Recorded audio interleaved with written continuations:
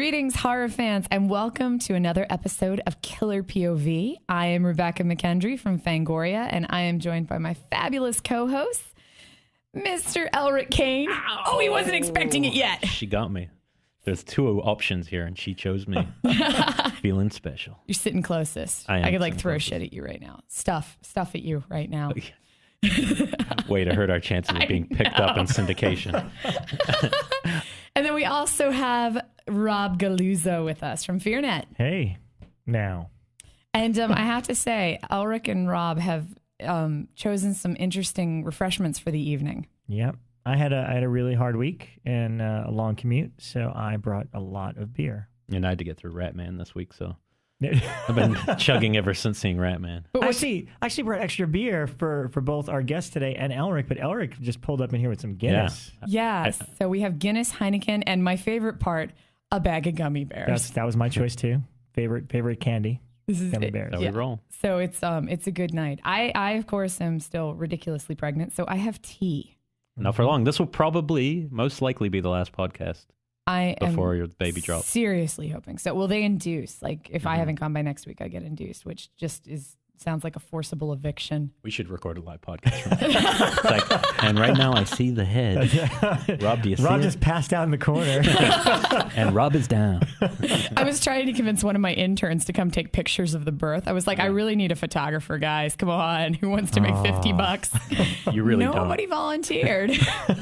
It gets ugly down there. He's been there. So. It gets bloody and ugly down there. Even as a horror fan, it's too gory for me. You were actually saying that if it wasn't your wife, you probably wouldn't have been able to handle it. Yeah, I don't know. Well, I wouldn't be able to handle it even if it is your wife, but the fact that you're in it, it's like being in a situation. So you can't get out, and it's like, it's life or death. But if you were just observing it, you'd be like, hell no.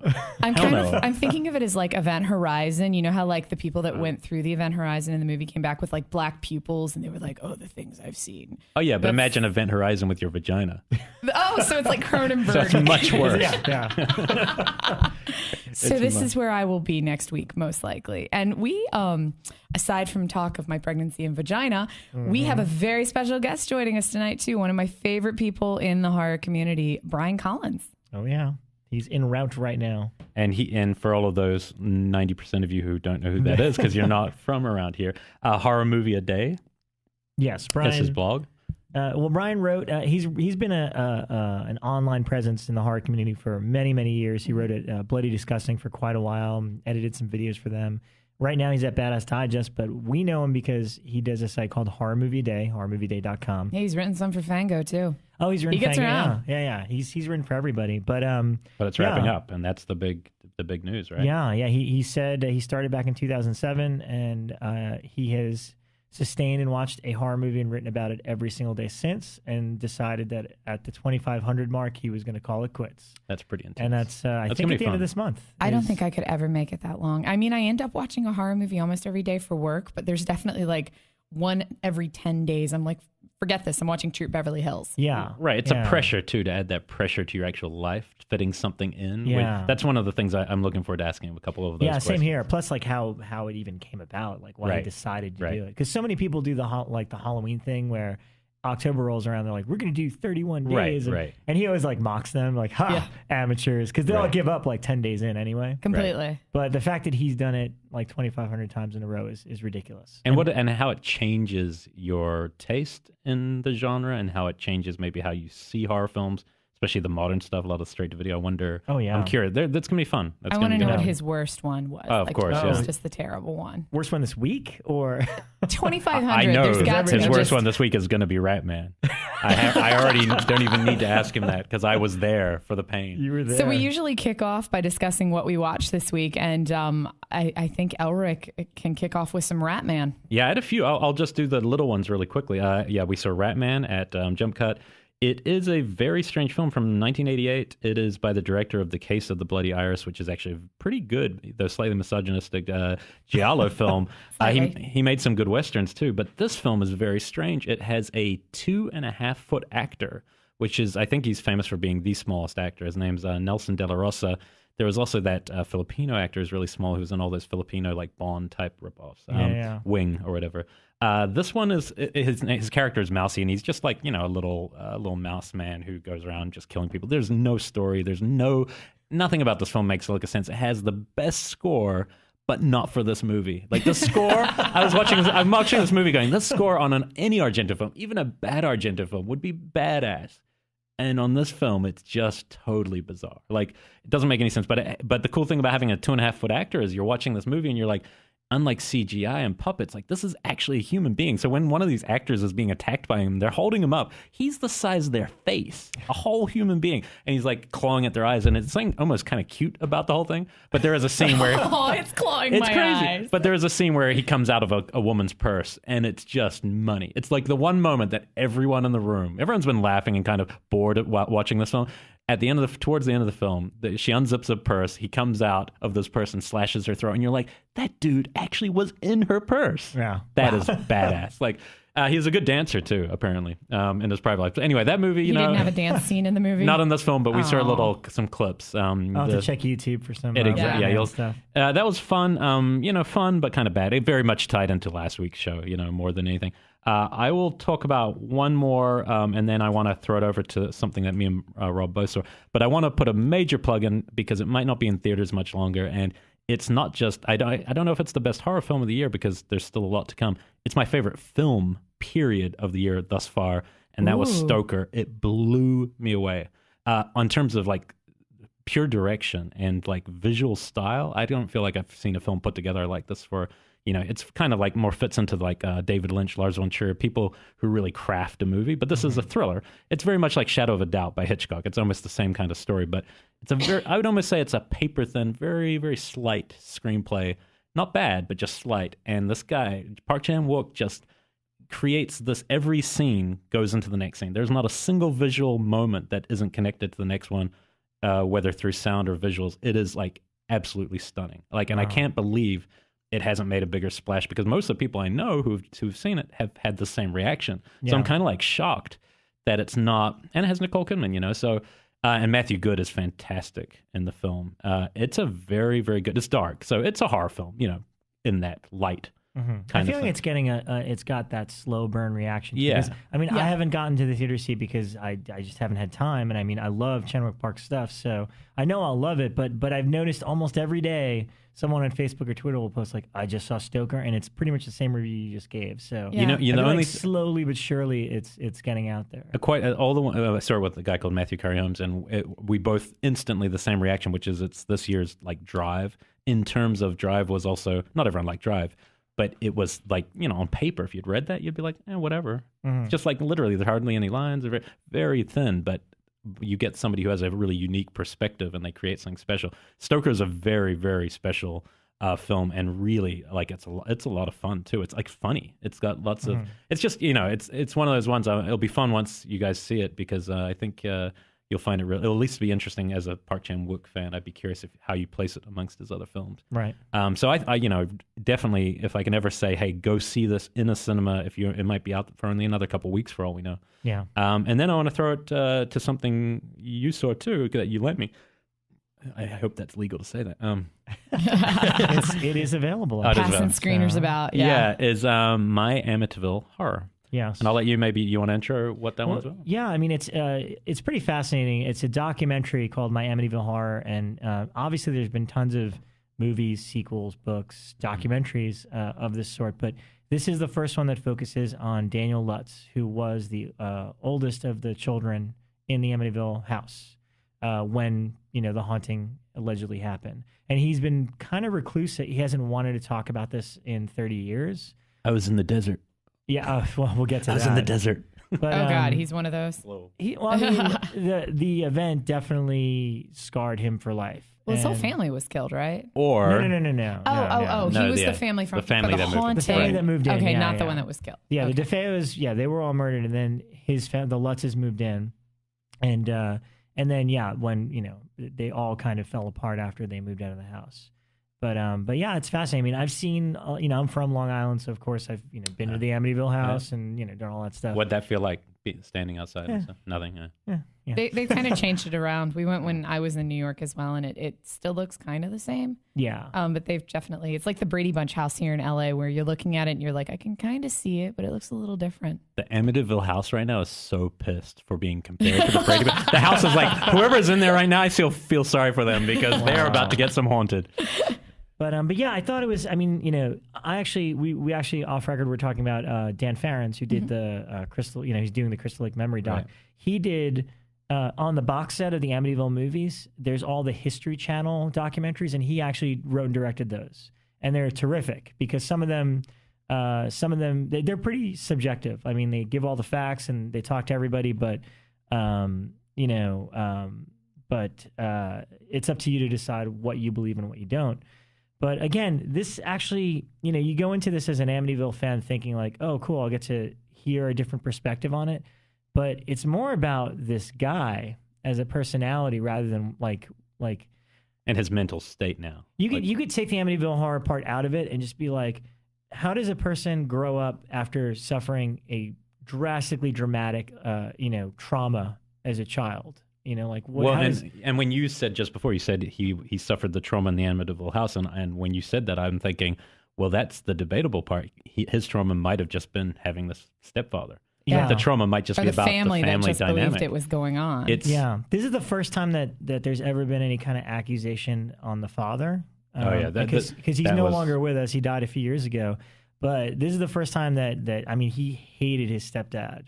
And he's pretty vocal about it. You could see him physically get angry. No, he hated him. He wanted, and he was glad he was dead. In any way, acknowledge, there was a ghost in the house, or some crazy stuff was going on. Yeah, he believes everything that happened, but he also says that the stepdad was into black magic. Yeah, and the best thing about this film. Oh wow! Yeah, stuff like that. The best thing about this documentary for me was, yes, it's a really good portrait of a person, but the part that was fascinating as someone who is very interested in this case is there's all these journalists and parapsychologists and other characters who were there at the time, including Lorraine Warren, the demonologist, and they basically kind of are recounting what they felt at the time and kind of how they look back on it and about Daniel. But when they all talk about George, it's this feeling that basically maybe the reason this happened, if it did in fact happen, is because George willed it to happen, and because George was interested in black magic, and so maybe opened this floodgate, which to me is fascinatingly creepy. And more than anything, this should, if they're going to remake an Amityville at some point, base it on that. Yeah. The vision of a stepfather who moves into a house and is into black magic and kind of opens up. Because why else would you move into that house? I want to know, did he pick that house? I mean, he knew. They knew. I'm looking for houses right now, and I'm like, oh, there was a murder here. I can live with that. There wasn't just a murder. I mean, that's multiple. They're all face down. I mean, you've got to pick. Yeah. That's like a selection. Well, some of the stuff, unfortunately, the problem with this documentary is also its strength, which is the unreliable narrator type of film, which is Daniel Lutz. It's like sometimes he's saying stuff and you're engrossed, like, oh my God, that's incredible. And then other times you're like, oh wow, his mental state is just, this is a kid who was like, he's a kid. He could have been taking it all in from his parents. Yeah. Well, I thought that was a very, the doc does a good job at skating the fine line of what he's saying, if it's valid or not. But from my own personal perspective, by the end of it, rationally, there's no doubt that he believes that all that stuff happened and he saw what he saw. But one of the things they point out is how he tends to jumble some of the facts with things that are like in the movie, for example. Like the flies. He remembered flies? He remembers it back, but like with the fly thing, but that never happened. That was made up for the movie. Yeah. So there's like weird little facts that don't, add up. But I think that he definitely believes it happened, but I sincerely think that was an influence from, you're a 10-year-old kid and your dad is telling you that this is what's happening, or your stepdad. I feel like you can't not believe it. Yeah. When I was 10, I believed everything my parents said. So of course, I feel like he was a victim of suggestion. Suggestion, yeah. Right. And especially because he hated his dad. Is this doc out yet? Because I have to see this, guys. You're going to like it. It's pretty intense. It's on VOD right now. I'm not borrowing Rob's screener right now as we speak. Yeah, so I can watch it on VOD, you said. Yes, and in select theaters. And you'll also see, the cool thing is for people who are interested who might never have even seen her on camera, is you get to see Lorraine Warren, who will then be portrayed in the James Wan film. Yeah, because The Conjuring is about Lorraine and her husband. Vera Farmiga plays her in the movie. And ironically enough, she's... that's a good segue. in another thing that we wanted to talk about. Is something a good segue when somebody stops and says, "That's a good segue. That's a good segue"? Does it no I longer think that breaks retain? it up. Yeah, I think it does. It? Yeah, I think I totally screwed You're Beautiful. Because I would now put a new paragraph heading here. If I was editing this dialogue, it would become a new paragraph. Well, actually, I saw we're talking about the Bates Motel pilot, obviously, because that's the other thing is we keep going on and on about stuff that we talked about earlier, and I'm like, wait, maybe we should tell the audience what the hell we're talking about. We spend way too much time together, guys. Yeah. But yeah, I mean, I had mentioned on the show last week that I had seen this already, but now Elric has seen it, and the thing that's been fun for me, I mean, for those of you that don't know, I wrote and directed a documentary about all the Psycho movies, and part of my motivation behind it was, I love this character, I love these films so much, and I just wanted people to talk about it again because I felt like Norman Bates had gotten completely forgotten. And a little ruined because of the Van Sant remake. Yeah, that was that was in 98, which is, 20 years ago, and that's like the last memory that any kid that's a teenager now might have of Psycho, and it's like a shame. So that's why I wanted to do a documentary about it. But to me, the thrill was firstly just driving around town and seeing posters and billboards and I mean, every website I went to the day that it premiered had an ad for it, and it's like, there's Norman and Mother again. And not only that, but the night of the premiere, like I got like a dozen messages, texts, people were asking me, "What'd you think? What'd you think?" Generally, the reaction was really positive. I'm shocked by considering how much people hold Psycho up to such a high standard. Right. I'm shocked that so many people were open-minded to the show and that it's predominantly been positively reviewed. Yeah, I think, and it's also hit for 4.7 million viewers. That is awesome. Yeah, actually, that's one of the news things that I have today. It set records for online viewing. Oh, cool. Not even just the actual televised viewing, but the actual online viewing hit 3 million. Wow. Which is a record for an online It was broadcast. perfect, yeah, because the day after the A&E had it up, the full episode on their website, which is smart.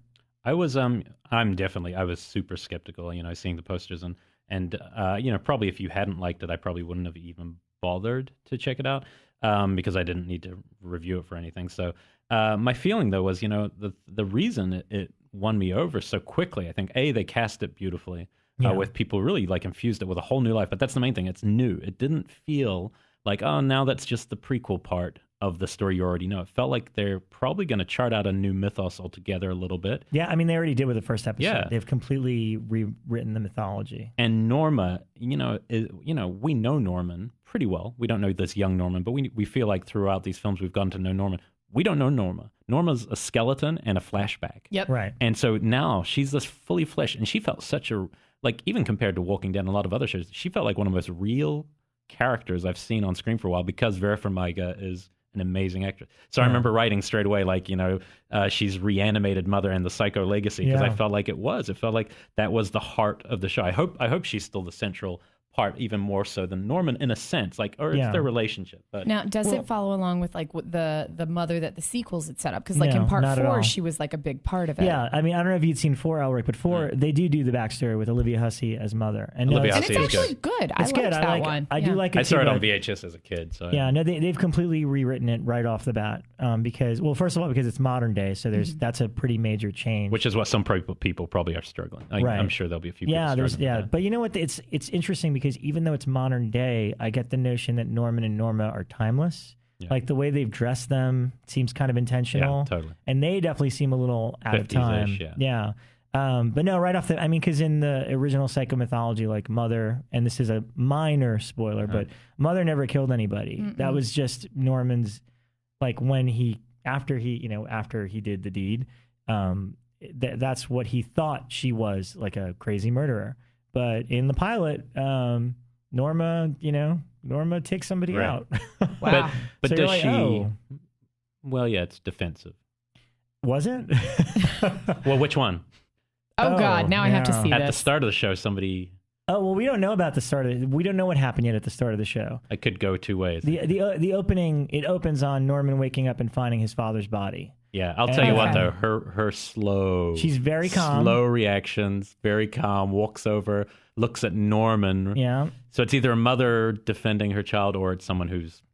done something. Somebody brought up a theory that it might, because Norman's kind of like dazed when he wakes up. Yeah, so yeah. I mean, somebody else brought up maybe he actually, maybe No, it's good, and they're probably leaving that open so as halfway through they can. Yeah. My only concern about the show is that that I hope it just doesn't chart kind of familiar territory, and that it doesn't fall into like the only bad scenes in the pilot were the scenes with like teenagers where it just feels very generic, like, hey, oh my God, you're so hot, oh my, here's my studly boyfriend. I hope they try to at least be a little different than the CW or something, right? But I was surprised that because like a truck, like a carload of like really hot girls shows up and they like immediately like form a liking to Norman, and it's just like, aren't these usually like the mean girls? Like, Really? they're not being mean, they're like they're really hot and nice. But it's early days. But it's it's totally we will chart that one. And honestly, the other thing that makes me really excited thinking about the episode and watching everybody react to it online is technically, I mean, if you're a kid right now and you watch the show and everyone's general idea of Psycho is just, oh, it's about Norman Bates and his crazy mother. And that's all they know. So I would love it if people watch the show and go and watch Psycho and the twist still works for them. Yeah. Because I don't think... And Psycho 2. And Psycho 2. Psycho 2 is so another good. great twist. Yeah. I like Psycho 3. Yeah. The first three are really strong. Yeah. So I hope people go and check out Psycho and get blown away by the twist. And then watch Rob's documentary. And then watch, please. Rob's actually, which I still have to do. I think I Twittered. I was like, 3 million viewers. Now, if only 10% of you would buy my documentary, it'd be a great shame. So, what else did you watch this week, Rob? Just really quickly, just because these were movies I revisited, but I mean, that was the new stuff I want to talk about, Bates Motel, My Amityville Horror. But I watched Slaughter High again. I haven't seen that in a couple of years. That's the one with the skeleton cheerleader on the VHS cover, that's right? Return to Horror High. Return to Horror High. It's The Jester. Okay. Remember we were The talking about Jester. it for our favorite cult films. That was one of mine. Okay. Yeah, The Jester, and it was I forget the name of the actor, but he killed himself right after the movie. But the reason I watch it is kind of silly. I bought a ton of shirts from Fright Rags last week, one of them being Slaughter High. Love you, Christy Jett. And Ben. And Ben. And I felt I didn't earn the right to wear the Slaughter High shirt until I watched it again. So I watched it and then wore it. I think you should still give it to me because I don't think you've worked for it hard. Well, that's absolutely insane because we got a whole bunch of shirts, which we will be giving some away at Trivia Night tomorrow night. Oh. We got a whole bunch of shirts from Rotten Cotton run by the fabulous Sean Lewis. One of them being a Phantom of the Paradise shirt. And so Dave and I rewatched Phantom of the Paradise this week. That's a good So one. it's the week of your shirt telling you what to rewatch watch. your shirt. Your clothes tells you. Ooh, what other shirts are going to be given away? There might be a Maximum Overdrive one. Ooh, Nice. There might be. I have an old school one of that. Yeah. I'm not too sure what the other ones are. I know I have a stack in the car. So You don't get a They're shirt. gonna You go have to break I can into still my win. car. I'm going to be on the team. Are you? Are you? I'm gonna partake a little bit this time. Right. With whose team? Jack. you're with? Are you with Well, I Jack think or are you so. with Leanne And and I could- Dave and Well- we've got teams. We'll got let you know lots how of horror teams. trivia goes next week. And the only other thing I saw was just because I wanted to mention it, I rewatched Severance on Netflix Instant. I love that movie. Yeah, you know what? The filmmaker behind that, Christopher Smith, I think he's got to be one of the most underrated horror filmmakers out there. 'Cause Completely. He made a movie before that called Creep, which is really And great. Did he do Triangle? Yeah, he did He Triangle, did which I Triangle like. right after, which I like you Triangle. Twittered me about. Yeah, and it's a good film. Time Crimes-esque, but it's Yeah. very, still really it good. is. But yeah, he did Creep, he did Severance, Black Death. Triangle, recently. Black Black Death. Death, which I love these movies. Black Yeah. Death was like a total precursor to Game of Thrones. It was Sean Bean. It even looked like the same thing. Yeah. Yeah, but right before. And he that's the should thing, be it's like, directing that. You know? He made like all these great little horror movies, but for some reason horror fans don't say his name all the time. Yeah. And I'm just kind of shocked by that. And So- Severance was I remember Severance came out right after Shaun of the Dead. Mm-hmm. Or at least Shaun of the Dead was in theaters and then they pushed Severance out to DVD really quickly. And there was another kind of British comedy that came out then too called The Cottage. Oh, yeah, And they yeah. were all kind of like back to back. But I remember that if you like Shaun of the Dead, you'll love Yeah. Severance. Thanks Netflix. So I Yeah. watched Severance and I was like, I really liked it. Yeah, it's good. Yeah. So It's a funny film. I highly recommend it to people out there. Well, especially because those films we've just mentioned are very diverse. Like Severance, Black Death, Triangle. Creep, which And is Creep, like yeah, a Creep's just combination really of fun. raw meat and Descent. Yeah. Yeah, it It's really definitely- is. Yeah, it was meant to be a great. raw meat. I thought it was a raw meat remake in a weird way. Yeah, it's very close to that, but Yeah. that analogy is great. Yeah. Thank you. And Triangle, which I think, it is Time Crimes-esque, but it's far enough completely away from it that I wouldn't call it, a copy or anything No, like it just that. uses that kind of technique, repetition. But it was good. I remember watching Triangle and being really entertained. It wasn't perfect, but We that's actually argued that one in Fangoria when we were doing our list of top 300 films, which we did like a couple of years ago whenever we celebrated our 30th anniversary. We did an issue that was our top 300 films. And there was a list of probably 25 of them that became big arguments in our production meeting. And I remember Triangle was, and it ended up, it made it in. It was one of our top 300 films of all time. So, Wow. yeah, so it's I want to know definitely what film got bumped out. Like, what's 301? That film. Oh, is it Ticks? Ticks. Which I was fighting for, but everybody else was like, "Are you serious, Becca? That's horrible." Wow. So, Ticks. Yeah, they were right. Shut up, all of you. Ticks is awesome. So, well, this week while they were watching Bates Motel, I got totally wrapped up in this show on Netflix, which I hadn't watched yet, called The Cult. And The Cult, when it first started, I remember everybody saying, "Oh, it's like The Following." And I mean, I've been watching The Following the whole way through, but it's a little bit different because it's about a TV show where people really are kind of creating the TV show and bringing it to life. And the producer of the TV show doesn't really exist, but he kind of does. He's like the cult leader. And I have gotten so into this show. I watched like all 5 episodes this week. And I like it better than The Following now. Wow. So it's on CW and all the shows are on Hulu. So I highly recommend checking it out. And you're going to give me your password later. So and I'll totally give you my password. And I saw the first one. The first one was interesting. I couldn't place it. And I can't remember the last time I saw a pilot where I was like, I don't know what this is. Like, where are they going to go with this? It seemed pretty high concept. I mean, is. It's like, totally. pretty out very there. Lynch. Yeah. I would say it's very Lynch, where it's all about being watched and the art of the industry and being part of the industry and who's in the industry versus who isn't versus who's a fan. And it's a really cool commentary too. And it has, if you're watched Prison Break back in the day, the redneck rapist, we had to use that word today, the character. He was rapey. Who's very popular as the main cult leader, and he's a good actor. Yeah. He's interesting. And so I don't name him. I just call him the redneck rapist. He's the rapey one. If anyone knows the actor's name, you can tweet that in. So I'm now going episode by episode with both The Following and The Cult, but I got to say The Cult's keeping me more enraptured right now. The and Following, I'm fine. I like the way it's made, and I like a lot about it, but I just am finding it a little too over the top. Like, 50-something serial killers all running around with a master plan. I mean, plus now he keeps killing his own followers to like prove a point, and I'm like, really, you might need them later. I want to like it more, and the episode before this last one I actually did like, and then this last one I was like, blah blah blah blah. I don't know, and the Edgar Allan Poe references are feel a little on the nose. Roderick. Yeah. So, I'm not completely sold on that one yet. And my mother is staying with me right now, so I haven't been able to watch my normal completely messed up horrible films where nuns and Nazis and bikers all emerge to have satanic rituals. So instead I've had to kind of control what I'm watching. And so this week I watched Prometheus again. Just because my mom's big into sci-fi. And I have to say I liked it a lot better on the second viewing. So I wasn't too into it the first time, but it got better. I liked it. Yeah. I found it interesting. It's a weird film. It's a bit of a big mess, but it was fun. Yeah. Interesting. And then I also watched Shadow People, which I wouldn't recommend to anybody. Yeah. That just came out. It just came out on DVD and Blu-ray this week. Tears for the director of Shadow Man. If you're out there listening, we're sorry, sorry. man. We're so sorry, man. Please like our Facebook page anyway. It's okay. Somebody liked it. They put it on DVD. So yeah, but we have a guest with us who's been lingering out in the hallway, who I'm sure can talk about bad films because he's watched 2,500 of them in the past couple of years. Yeah, and good ones. But first, we're going to talk about our scariest films, and I think we should bring. Yeah, we're going to bring Brian in for this one because he's like a film encyclopedia. Right. So I'm going to run out and grab him. All right, who wants to give him the welcome? Yeah, I want to introduce you for one reason. Before we get into anything else, I want to know that when that rat man came out of the woman's purse and slashed the throat, were you a little taken off guard by that? I thought that was a beautiful moment. Wait, which part? The part. It was very powerful. He was so memorable. Right, he was too busy looking at some guy's cell phone during the whole thing. No, when he comes out of the purse at the end and cuts the woman's throat. And I remember just having that moment, even though I knew he was in there. I'm like, hey, there's a human being in a purse. That's pretty cool. Oh, the random I thought that was pretty cool.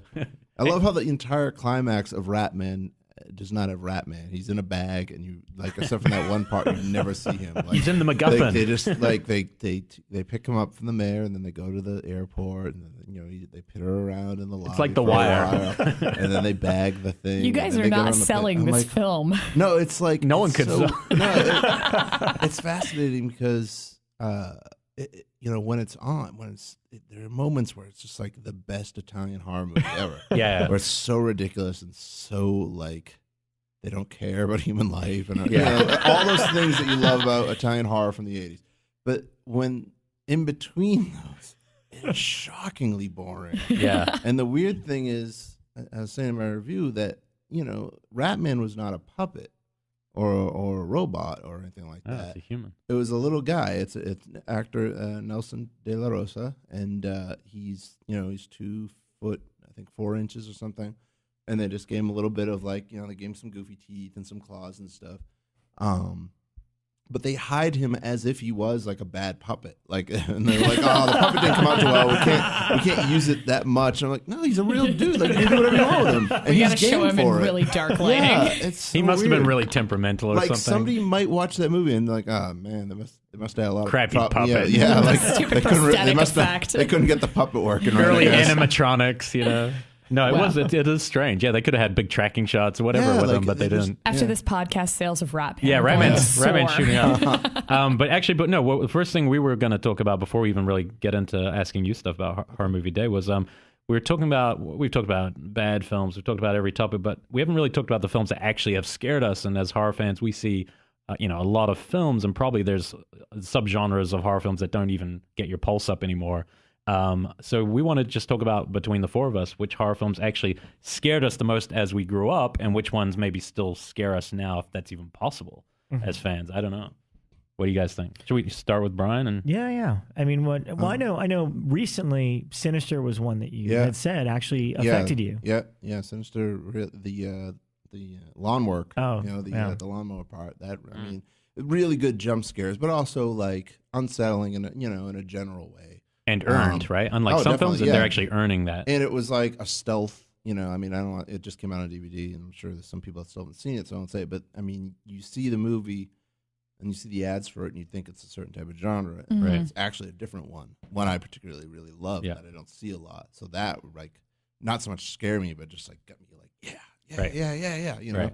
It's a found footage film, not a emphasis. It's actually about the guy finding the footage. But no, there's another one on top. Right.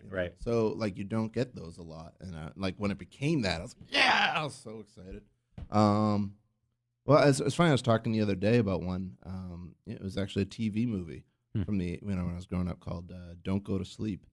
That's an awesome movie. It's so good, and they've never. I mean, I'm sure it came out on VHS at some point. I have it on VHS, but I don't think it made it to DVD. The VHS is like $200. Are you That's the problem with serious? TV movies, right? They don't I'm always come retiring out. with my VHS copy. I remember at one point on the IMDb message board, the film's screenwriter was asking if anybody could get a copy because he didn't have one.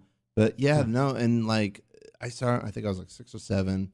It wasn't the original broadcast. It's from 1982, so it must have been like a rebroadcast on some syndicated channel. But it's about a girl who dies in a car crash early on. The older sister, she's like 14, 15, something. A couple years later, her ghost possesses the youngest daughter and starts killing the rest of the family. She blames them for her death. This fits in with my last week, possession movies and reincarnation movies. Yeah. So she takes out the grandmother, she takes out the little brother. I mean, it's it's like a poltergeist. It's actually the same kid from Poltergeist. It's Robbie, and it's like that family unit, but without ghosts coming in and trying to get them all. It's from within. And the body count gets pretty high. Why is she mad? Why is her spirit she blamed vengeful? them for the death. I forget. There's something about the shoelaces got tied together or something. I forget. I smell a VHS screening in all our future. Oh, with Becca's screen. But there's a bit where she $200. takes a pizza cutter, and she's just kind of slowly rolling it up the banister and talking creepy. And that to this day, I'm afraid of pizza cutters. When I see one, I'm like, I get a little jolt. And Wow, then I the have last to rewatch shot, this. the last I don't shot in the remember movie that. is the scariest thing I've ever seen in my life. Wow. But see, again, that's the important And it's part a TV movie. It aired with commercials for soap. One of That the always ones I just fascinates wrote me, down yeah. is the TV movie too. But the important thing of what you're saying that I think with all of us is probably the age you see it. Mm-hmm. Like a lot of these films, it's about when we're affected by them. It's they can't obviously retain their power always as you get older, but it's an amazing thing if you see something at the right age and how it scars you in a way, and probably also pushes you to become a fan. Yeah, definitely. It's a weird genre. And that's like what bumps me out when I talk to friends that that have kids of their own now, and they're like, "Oh, he's too young." And the kid's like 8 or 9, and they're like, "Oh, he's too young for Nightmare Before Christmas." Or something. I'm like, "What?" But we watched it at that age. I was 7 when I saw Chainsaw Massacre. That's come my on, current man. debate is, at what age do we start exposing my Dark Passenger to everything that, Well, she has to come out first. I know. God, she's taking a freaking time. Maybe by the time then there'll be like some sort of thing we could beam a movie. Directly. Well, my husband and I had this idea because she's now a week late, and we were like, let's convince her that my womb is haunted. Yeah. So I wanted to like scrawl on the inside of my belly, like, get out, Marty. Marty. So convincing her it's haunted. Woo, haunted belly. So anyways, totally off topic. Yeah. So Rob, what was your scariest films? Scariest. Actually, it's funny, and because you guys were talking about this earlier before we were on air, the idea of like certain religious movies not having the effect because you're not religious. Yeah, they never do anything for me. I mean, I'm not anymore, but I was brought up Catholic. I had to go to catechism, and all that stuff really spooked me out. I'd always have to sit next to the crucified statue. You were so Long Island. Yeah. So it was, it was a bit much. But the original Exorcist to this day, and it's weird because I recognize how great a movie it is. But because of the effect it had on, I must have been like, I don't know, probably like 12 years old or something when I saw the original. And because of it, I think I've only seen it a total of like 3 times in my life. Because it affected me so badly when I was, at that early age. And then I saw it when they re-released it in theaters. I thought with the creepy spider walk. Yeah, and that got me. That freaked me out. Yeah, it was the little face in the black. Yeah, and those little additions. And I didn't know how I felt about that when I was watching it, but my memory of it is like, man, that was still really scary. And I watched it once when it initially came out on DVD, but I don't think I've revisited it since because of that effect it's had on me. And to the point where I only remember bits of it. I can't tell you the whole plot. But that one has affected me, and even more so, one that I think still works is Exorcist 3. Which I love. We've talked about that so much on this podcast. That has some big scares. I wouldn't say the whole film is like dread-inducing, but it has some of the best scares throughout. But there's one scare that to me is like perfect. Is it the ceiling? No, it's the the nurse one, the hallway, the giant scissors. Yeah, I mean, and even if we describe it, it doesn't matter. It'll still you have to watch get the film. you. Yeah, the film's great. And I always wonder, is it the age thing? Because I saw that in theaters when I was pretty young. I don't think so, because I didn't watch it till maybe I was living in New York at the time, so maybe like 8 years ago. Yeah, and it's still. I mean, that was one that like later on that night I was still like, God, that was a creepy movie. Yeah, because I showed Exorcist 3 to a couple of friends in New York a few years ago who had never seen it, and when that happened, it scared everybody in the room. So I was like, oh my God, it still works. Yeah. And they were all, in their late 20s or whatever. So I was like, wow, that's kind of cool. And then the other one that I only saw once and affected me so deeply that I've never bothered to watch it again, and it's probably not scary anymore, and I own it, is The Entity. Oh, yeah. Because The Entity was, films. I mean, it was just, I remember being just so horrified by. It's disturbing, no matter when you see it. It's a disturbing film. Yeah, which stars Barbara Hershey, and she's getting repeatedly attacked and raped by ghosts. Japanese businessman ghosts. As we learned from horror trivia. That was a horror trivia question, which I never would have gotten. That was my only question. A lie. No, it's true. Watch it again. They said, well, psychic tells her that, so it's not exactly factual. But actually, I think seeing it at that age, and then I think at the end there's like a title card or something that's like based on a true story. Yeah. So I was like scarred for life because I thought it was the idea of like a ghost just keep repeatedly attacking you, especially in a sexual way, and like even if you move, it doesn't matter. They just keep following you. I was just like terrified by it. And it was the effects of depressing her skin. Oh, yeah. That always freaked me out. Crazy. Seeing the fingertips. Oh, it's so creepy. And I'm surprised no one's copied that effect on one of the paranormal. By comparison, these paranormal films are weak, like in terms of like how far they push things. You're like, damn, you could go so much further. Yeah. But yeah, that's interesting. No, that's a good one. I didn't see Entity young. I only saw it a few years ago, and it blew me away. Did it work still? No, it disturbed me, but it didn't scare me. It just disturbed. It was just like, I was surprised how far they pushed it. Sidney J. Fury, you go. Yeah. That one didn't do much for me. I saw it too young to pick up on all the sexual context of it. Right. So it was just some woman getting beat up by a ghost, and it didn't do as much for me as it did for a lot of people I know. But that's one that I hear a lot of people say is just their scariest film. And I think part of the mystique for it is that Barbara Hershey like refuses to talk about it. And I don't know, maybe she just had a terrible time making the movie or something, but that kind of adds to it. It's like, oh, she made this really messed up, scary movie, and now it was so traumatic she doesn't talk about it. Has anyone made that documentary about the true life horror crimes like Amityville and this, when people make movies about them, if the people performing the roles and making an Exorcist had all these stories of the sets burning and freezing and all this. It's like, I have a really heady book on it that was actually, I think it's called The Bad Mirror. And it's about like how getting into character and how some could of follow these movies you. are plagued by what they claim are ghosts. Like, you know, the Exorcist set had weird things happening and things like that. It's actually a really good, I can't remember if that's the correct name, but it's a good book. I gotta look And it it up. could just be like group Groupthink or something, you know. And the Poltergeist. Poltergeist. That was Yeah. another one. Yeah, they had weird And that stuff. would be on my list. I mean, you know, for me, one thing about like, and that I still want us to kind of talk about like, in general, do we get scared watching horror films anymore, or if we're kind of because we watch so many? But for me, if I watch supernatural films, and not fantasy ones, but ones that are based very much trying to be quite real, like Paranormal Activity, if I watch them alone, I still get really, really creeped out. If I watch it with people, I don't even, and just watching any kind of movie. But for me, it's like, you know, The Changeling. I'm trying to think. The big ones for me were House, weirdly enough. The number one, to be honest, was probably Amityville. Like, honestly, I remember watching that film, you know, however, I'd seen a lot of horror by the time I saw Amityville as a kid, and something about that film, when the red eyes, the kind of ridiculous moments almost, terrified me. See, do those hold up real. now, though? I haven't seen the first one for a while, but I think it would for me. I loved the feel of that film. It felt so authentic, the way just the look and the... Brian reviewed every damn one of the Amityville movies. Oh, wow. On Horror Movie Day. Did you remember the first one? Dollhouse, definitely the scariest one. Well, the one with the clock. No, the first one I like that. But I mean, I've never really gotten scared by haunted house movies as much. Like I liked Poltergeist when I was a kid, and I can remember I kind of I have a slight fear of clowns. And that's the other thing I was going to say. Yeah, clowns are creepy. And then I really enjoyed Paranormal Activity the first time I saw it, which was like a couple years before it came out. I saw it at Screamfest. And we didn't know anything about it, and it just it was just a Screamfest movie. I'm like, whoa, this is like really working. This is great. But otherwise, like I don't get into like even like The Haunting. Like I enjoy it, but I don't get that scared feeling from What about the original Japanese Ring? I found that also pretty creepy. Yeah. Again, because we didn't know anything about it. Yeah. It's like not knowing what's going to happen. I saw it too late. I mean, I saw the remake. I saw. I think I even saw The Ring 2 by then. So and it's funny, like because I'm reviewing them every day, and like the one thing I never really take into consideration in reviewing horror movies is whether or not it was scary. Like I never and I don't know if it's because I watched them from such a young age that like I'm just too desensitized to it, or just don't have that in me, or what. But I use my wife as a barometer, because she gets scared pretty easily. Right. So I know if she's not scared, then it's definitely not working. Like I remember we went to see the Wolfman remake, and like there's a couple of jump scares, and she was like, eh.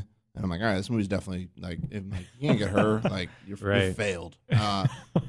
She gets freaked out by like Children of the Corn 9 or whatever the hell. That's one of the things I've been noticing. Like going to movies, like being if you're in journalism or anything, you go to all these screeners with a handful of other journalists, and I'm almost at a point where I'm deciding with Evil Dead, it's my first one, that I'm not going to go to them anymore when they're films I really want to see, because it's not a very good barometer of like a horror film when you watch it with like, I remember seeing Sinister and there's like 3 people in the room and the effect was not the same as if I'd seen that with like 200 scared as shit. Yeah. I saw Sinister at like 9 a.m. on a Thursday morning at some stuffy screening room on Wilshire Avenue where they wouldn't even let you bring in a bottle of water. It's not the same, and it's like when you're sitting there with all the journalists, they're there to judge something. Almost, and it's not to me. I kind of want to go back. I remember seeing Paranormal Activities with the crowd, and it works with the crowd. And I just want to say one recently that unnerved me a little bit was didn't necessarily scare me, but Kill List was so effective at kind of throwing me off because I didn't know what it was going to be, and that film stayed with me for a while. And then I'm not going to ruin this one for anyone who hasn't seen it. It's one of my favorite movies. Don't Look Now. The ending of that film. I so did not see that coming that I think it's the only movie in the history of my life where my jaw literally dropped. Like literally just went, how did that just occur? So if you haven't seen that film, it's one of the most dread-inducing, beautifully made films, but it also just has this it's a crazy ending, and what I want to say about Don't Look Now is that's actually one that I only recently visited. Like I maybe saw in the last 2-3 years. And I'm at that age where I've seen enough where like nothing really scares me that much anymore. I get dread feeling, but that ending scared the shit out of me. Yeah. Like it really scared me. And I was like, wow, I'm always like fascinated by a movie that was made, 20, 30 years ago. And I guess the craft in it still works all these years later. So Don't Look Now, I think, is definitely one of the scariest. You mentioned Kill List too. And I think those are 2 examples of movies that like you're almost like doing a disservice by saying, "Oh, you got to watch this horror movie. It's scary." Because exactly, there's not really much horror, especially Don't Look Now, until that, and it's just like, it's like the audition thing. Like, just watch this movie. It's cool. Like, and then let them get, if you're recommending it. I watched Red, White, and Blue blind and had no idea it was even a horror film until like the last 10 minutes, and then it completely like blindsided me.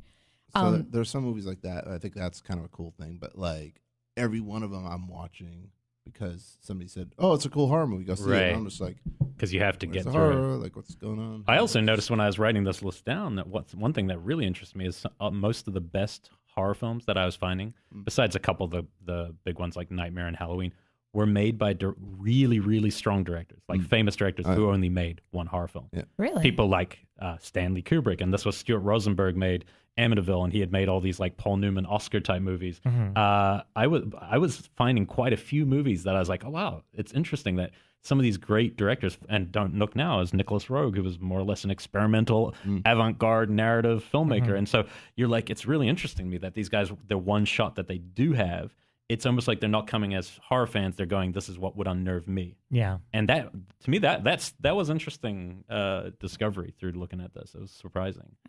Yeah. Now, I have to say that I still do. I want to say get scared by a lot of movies. And a lot of the ones that I have on my list are actually current ones. Or not current. They're within the last 10 years. But I think that the way that we get scared changes. Yeah. Because, I mean, it's not like I also have Watcher in the Woods and It on my list, both of which I saw when I was a kid. And when I was a kid, I'm burying my face in the pillow. I refuse to go to the basement because it's dark down there. And I know Pennywise is hiding down there. Do you want it? Exactly. So, that laugh. And then you can't sleep because, he's under your bed and things like that. So it changes. And I now gauge fear based on, do I still think about it in kind of a startling manner the next day? And there's two different ways to think about it. Like if I see something like Fat Girl or Red, White, and Blue, I'm thinking about it the next day, but in much more of an it disturbed me manner. But then there's certain ones that I'm like, that was really freaky, that still resonate with me the next day. And I put down Wreck. When I first saw the first Wreck, that stuck with me. 28 Days Later, just because that one kind of broke the zombie rule and it was suddenly like they were chasing you, and it was that completely threw me for a loop. The Baby's Room, which I know Elric, I have told him so many times to see this movie. Just get Marnie out already. You can show her. No, you didn't like it? I haven't seen it. Has anybody seen The Baby's Room? The 6 films to keep you awake, whatever? Yeah. The Baby's Room one creeped me out. Yeah. It did. It totally did. I actually liked a lot of those. They were good. And I hated that they got buried. But the one for The Baby's Room, it's by, I can't even say his name, Alex Iglesias, something like that.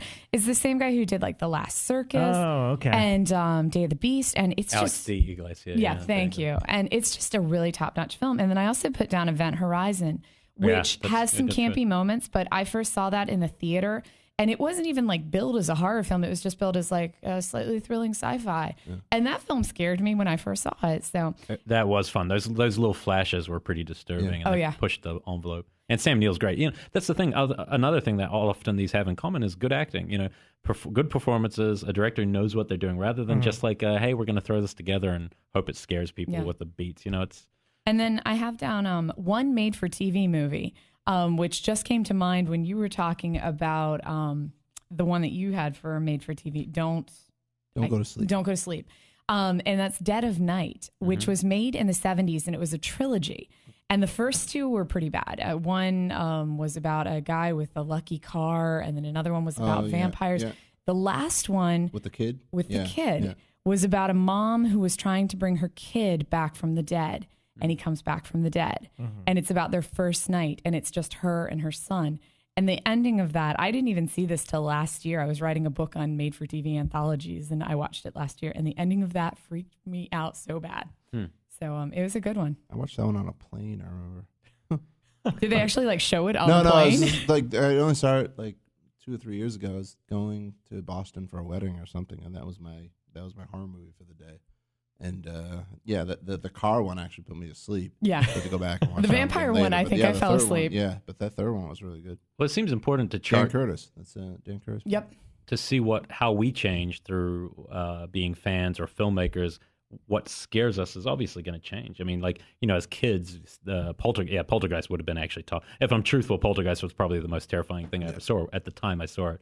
And it was mostly the clown. It wasn't the people and the static. It wasn't all the lights. It was the clown and the raw meat scene where the person's eating and then it turns into raw meat or something. Or it's the chicken. He's eating chicken and it's covered in maggots. Yeah, that was really scary. But you know, you're about to have a baby, so there's going to be certain fears and paranoias you're going to have. Suddenly, see, that's not quite it. Well, I don't know because I don't have the kid yet. But like, you know, I was watching Prometheus with my mom this past week, and the C-section scene came up, and she was like, "Becca, are you sure you can handle this?" And I was like, "Yeah. I mean, I'm not giving birth to an octopus baby in a pod, so I'm fine." So you think? Yeah, how do you know? I think. So we'll see how trivia night goes tomorrow night. No, but it does. You know, you wait. I can tell you, a lot of these things that we go through in life, you don't understand till you're in these positions, and then that's how these fears become. I'm now like, I'd be terrified of a million things that I was never really worried about myself for anything, like health or anything. Suddenly, you have this thing you have to look after, and this person that things can happen to, and bad people can do things to, and it's like it changes everything. And that's why I think if you're conscious of what's changing, I think you can continue to make really good films. And I think people like Scott Derrickson struck me in talking to him the one time as one of those filmmakers who will always like probably tap into what he's going through as he's changing or whatever, and be really smart about that. He struck me as like one of the smartest film writers I'd met, you know, and that impressed me about that film. That felt like a very adult horror film, which is something I miss is adult-driven kind of horror films, you know? You know, Them, the French film, also known as Ills, also did that for me. Creepy, where the first time I saw it, I wasn't, you know, it was okay. But then from then out, whenever I would stay in like an isolated farmhouse, all I could think about was that. I was suddenly like, man, I'm vulnerable as hell here. And being from Virginia, you do that quite a lot. So, yeah. And Strangers as well, which Strangers a lot of people too, say was a ripoff or whatever. But I mean, I actually like Strangers more than Them. Yeah, I think it was a little better. But it's like the simple stuff. They're both good. Has a tendency to affect me more. What about scary? Do you guys remember your most scared moment in a film? Like where you're just like, oh shit, was it your pizza? Yeah, cutting. The pizza cutter one definitely is. I'm trying to think of another one. It's funny because Shout just announced that they're doing Ninja 3 on Blu-ray, and the worst nightmare I've ever had as a kid was about Ninja 3. Is that the Exorcism one? No, it's like there's like a possessed ninja. Like possessed. I've never even seen this film. I don't know if there is a Ninja 1 or 2. That's the fun thing. Ninja 3. I once did a top 5 domination. Top 5 like comic exorcism movies, like Teenage Exorcist, but that was one of them. And it's so ridiculous. For whatever reason, I get the worst nightmare about that. There was a ninja at my window, like knocking on the glass, and it was just like. And I was convinced. I woke up. I remember telling my mom the next morning, there was a ninja at my window. She's like, no. Fear the ninja. Wow. We lived on the second floor. It was a second floor window, by the way. Oh, that would be scary. Yeah. Flying ninja. Yeah. There's nothing worse than a flying Scaled the tree to get to Brian. And then, but I can't like post. I'm trying to think of like. What about teen recent years and recent. Yeah. What about the last? Like Insidious had some good moments. Yeah. Obviously. Like I know I jump. I think Strangers is probably the only one where like.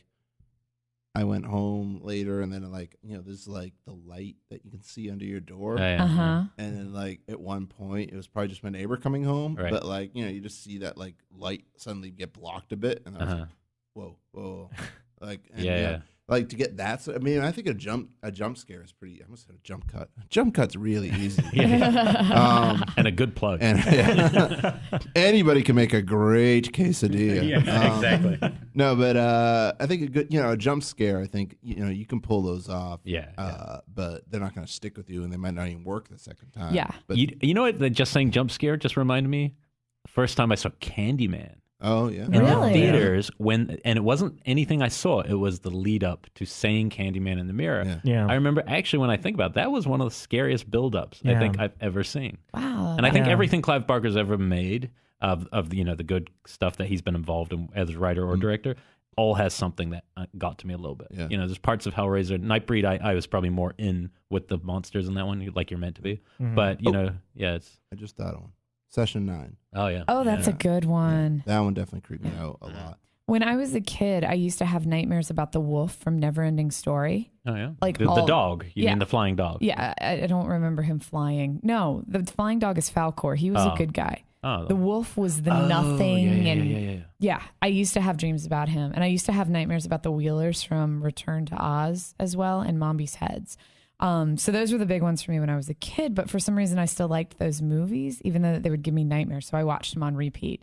But since I've been an adult, you just dream of Atreyu now. Just Atreyu.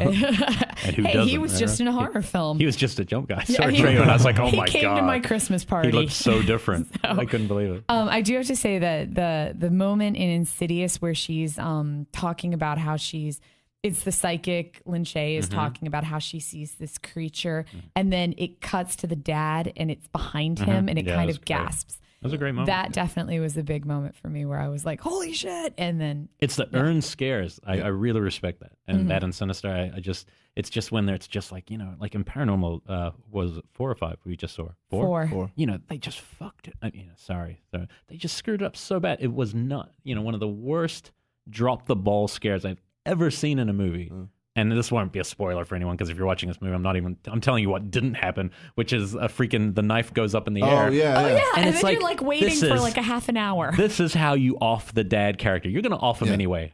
This is how you off that character. You have that thing come right down through his head, and they build up the tension, then they forget about it. And then later on it just drops, and you're like, really? Yeah. You guys just had one of the best build-ups. That movie really pissed me off. I thought it was a bad movie, and I liked the previous ones enough to at least be like, hey, it was pretty good. Yeah, 2's okay. Yeah, 4 the stuff. Yeah, 3 actually was really fun because of the time period. I think setting in the 80s made it a lot of fun. And the oscillating fan came. Yeah, that was a great jump. But that last one just New one had a kid with an awesome fork. Yeah. Do you remember, Rob, a particular moment where you're just like? You mean recently, or I don't know. I mean, it's funny because I liked Insidious a lot, but it doesn't work for me because I know that's our friend Joe who plays the demon. So when that scare happened, and he's not scary looking at all. He's the nicest guy on the planet. Yeah. Like, that's Joe. He's just all black. That doesn't scare me. He just put Darth Maul makeup on him. I mean, they're ones we already mentioned. I didn't see Sinister until way after the fact. I know everybody was talking about it, but I didn't see it until a month after it came out. And I found it generally effective, and that lawnmower scene in particular. And Wreck is probably one of my favorite movies of the last decade. It's my favorite zombie movie, my favorite found footage movie, and my favorite foreign horror movie of the last decade for sure. It's just and I also love that it's like 80 minutes. It's nice and short and tight and to the point and great. And I mean, just watching Quarantine just proves that you can't literally just remake the exact same movie and have it be as effective. And then put all the good scares in the trailer. Yeah. But the Wreck Quarantine 2, trailer was the best remake I've seen. Wreck 2, I thought was just as good as Wreck 1. It scared me just as badly. Yeah. I love The Descent. I think that's really one of my favorite. And the reason is I like that you can read it a lot of different ways. Like it's a very A to B movie when you just watch it. But like I've read essays and articles by different people with totally different readings than the director ever thought about it. Really? And it really adds to having more meanings about the film. Adds to it because the more I think about these other possibilities, I start to get really excited about that film again because I think it's a great little movie. I mean, one of the ones I remember reading that I really liked was just basically that it's like kind of like group hysteria, and so one person's grief, so it's the main woman, her grief is kind of basically passed through that. Oh, I saw something. It passes to all these people suffering claustrophobia, and she ends up killing them all. From her grief, and I'm like, and you read that, and you go, you're not seeing that, but it's an explanation that might make sense, and you suddenly go, oh, that's a totally different. They could have done it like a high tension. Right. And it's cool that they did. It wouldn't have annoyed us. And then the second one for me was I was bummed. I was really excited about the second film, and it had all the things that should have made it work, and it just didn't. It didn't work. Once you get past the idea that she would be stupid enough to go back into the cave, right? Like once you get through that 15 minutes, it's kind of fun. All right. As the one fan of The Descent 2, I just want to say, was Ripley stupid to go back in Aliens? She went back with the right people, though. Yeah, but she went back with a handful of Marines, not just one other girl. She went with a cop, and I liked Descent 2. I mean, not obviously nowhere near as much as the first, but I thought it was a lot better than. I'm not saying I'm not a fan. I actually do. I liked it. I thought it was a lot of fun. He's the horror director I want to most see make a really, really great film. I mean, I remember seeing one point he was talking about like a Near Dark remake a while. This was a long time ago, so it probably didn't happen. Yeah. But I remember just thinking, there's, I think he could. I mean, then seeing his Game of Thrones episode was. Totally random, but one of the funniest moments being stuck in traffic yesterday was Neil Marshall pulling up next to me. Oh, Neil's in town? He's funny. Neil and Axel are in town, and literally just randomly they like honk the horn. And I'm like, who's this couple staring at me? I was like, holy holy shit, you're in town. Oh my God. Awesome. That's Well, LA. before we move on from the scariest films, I have to say that these two are not technically horror films, but Mulholland Drive and Lost Highway. Lost Highway. No matter how many times I watch them, it's still like I will think about them for the next 12 hours, wondering, I'm so freaked out by them. Most like I remember having to go to the bathroom in the first 10 minutes of Lost Highway, and then when he comes up to him about the cell phone, I remember just being like frozen because I ended up using it as a scene that you could like teach with, but the sound dips. They're at a party and the sound completely dips, putting them in the silent bubble. And he's just like, "We've met before, haven't we? At your house, don't you remember?" And the whole thing just plays out. And then, of course, a couple years later, the character actually kills his wife, just like Fred's doing in the movie. It's art imitating love, but it's an amazing film. It's like a neo-noir horror or something. Yeah. I always used to teach the Club Silencio scene from Mulholland Drive as like how to create horror. Yeah. And, It's a lot of dread. Well, his films have always had dread. I mean, they often don't get called horror, but they're dread-inducing. Eraserhead, especially. Completely. I just thought of one other thing that scared me. I'll just say it just to make fun of me, so people can make fun of me. I watched Halloween 5, which is probably one of the lesser ones. You gotta. Is that the one with the psychic girl? No, I'm sorry. Wait. Halloween 5 is the one where Daniel Harris is mute. And that's the one where you first meet the Man in Black who like follows Michael around. Clown suit Daniel Harris? No, that was 4. Okay. Okay, that's the one. Yeah, that's the one where she's connected. Yeah, that's the psychic one. So I watched that like on Halloween. My parents were out at a party. Sister was out at a party. I think I was 11. It was like one of the first times I got to stay home alone by myself for a while. And I rented that. And I couldn't even get through it. I had to wait till my parents got to watch the rest of it. I got as far as the barn scene. Which is a decent like little slasher set piece, but now I watch it, I'm like, oh my God, like I couldn't get through this movie. Like I remember grabbing like a baseball bat. I was convinced. I was like, no, he's outside. It's Halloween. I can't watch this anymore. I'll be safe as long as I don't watch this movie.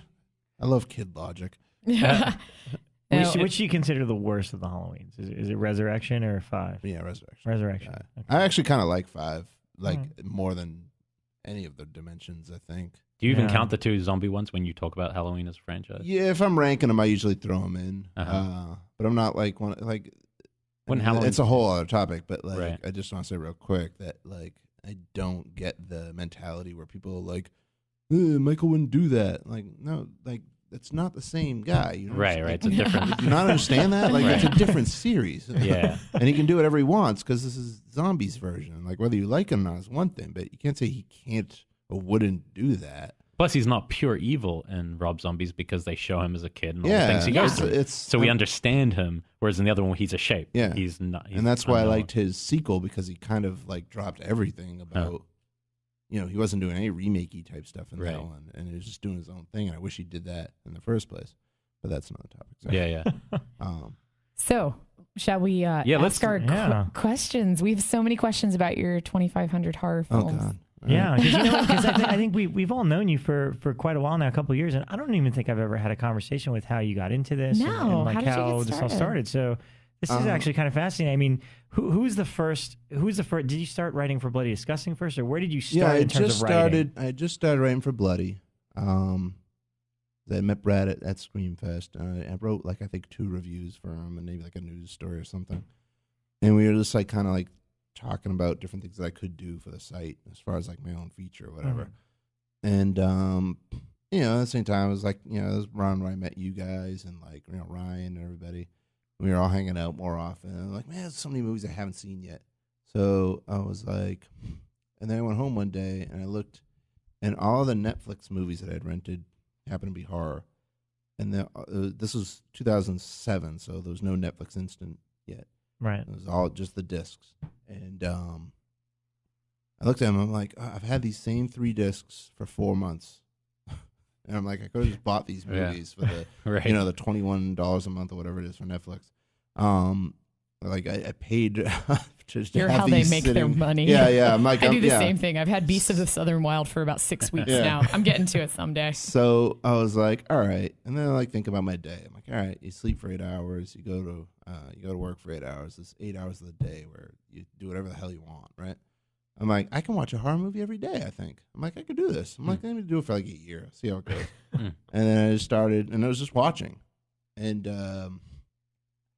that was like a really prolific time for theatrical releases. So it was like February, March 2007. So it was like Hannibal Rising, Hills Have Eyes, Primeval, Hills Have Eyes 2, Zodiac. Like every week at Messengers, there was another movie coming out, and I'd end up writing a review anyway for Bloody or just, So I was like, what if I should start like, maybe that could be a thing. Maybe I'll do like a feature on Bloody, or every day I watch a horror movie and just kind of like jot down a few thoughts about it, let it, leave it open for people to add in.